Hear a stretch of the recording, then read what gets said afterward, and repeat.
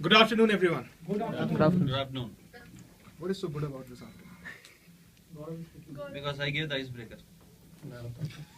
That is something good. But yesterday, I sat for 9 hours at the same place, working over an escalation. I was the one who ensured that the SLA of that particular incident, it is not breached. Today, when I come to office in the morning, what do I see? The reward has gone to someone else.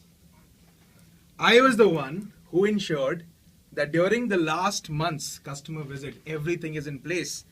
But when I see finally it's time for the celebrations and the recognitions, I'm out of the list. My colleague, he doesn't work as much as I do, but he gets the same. I was expecting a better rating. I did not get it. I just got the normal rating everybody got. Why am I not getting it?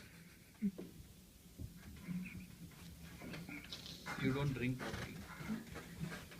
Okay. What's the state of my mind? Desperate. Okay. It's one form of it. Negative. Yes. Yup. Okay. It's not yup actually. Anger. One little thing, anger. When we talk about how we work in office, there are a lot of contributing factors. But there is one factor always which stands above all, and that is something that we always neglect. But it is something we always face. It's anger. And today, what I'll be talking about is anger management. And especially anger management at workplace.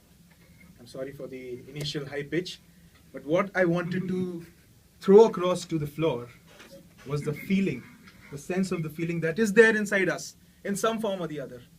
We may be smiling at our colleagues. We'll give those nice little comments to them. But inside, what is that seed that is trying to burst out? It's anger. And that is what is affecting our performances at various places. Anger management is one art. If you can deal with it, I think probably you're the best person at your place. Okay. But before we talk about anger, let's define anger. What exactly anger is? This is an open question to the floor. What is anger to you? Anger is Frustration. Frustration, okay. Expression of what I frustration. expected, I did not get. I did not get disappointment. let's say. Disappointment. Okay, yeah. Expression of the bad feelings. Expression of the bad It's feeling. actually a state of mind where you're not able to control your emotion. Not able to control your emotion. Nice one. Anybody else? Anger is danger for health. It's dangerous for health. Exactly. Ecospace is not angry? Inability. All of those. Whatever Very good. Very well put. Politically correct. Okay. So let's just summarize it. Anger is what exactly? Anger is, it's a surge of feelings. Can I put it that way? A surge of feelings in a short span of time that seizes your logical thinking. It puts a stop there. It hinders it. That is anger. And when we talk about anger management, it's a phased process. It's not something that in a minute I'll be happy about things. I was angry a few seconds back. It cannot happen. It has to be very structured. It can go over a period of days, weeks, but once you have it, you know you are a better person. So the first step towards managing your anger is you have to recognize what makes you angry. Now every person, everybody has their own scale of anger. It's like there could be something, some particular incident. Now person A might be having a very mild reaction to it. He may be angry, but that's very mild. Some other person might take it differently. The level of anger, it differs. So when you see anger, what you need to do first is define how angry you are. What exactly is the point that is making you angry? Can you define it on a scale of 10? That is the first step towards actually categorizing your anger. Okay, so this is what is anger.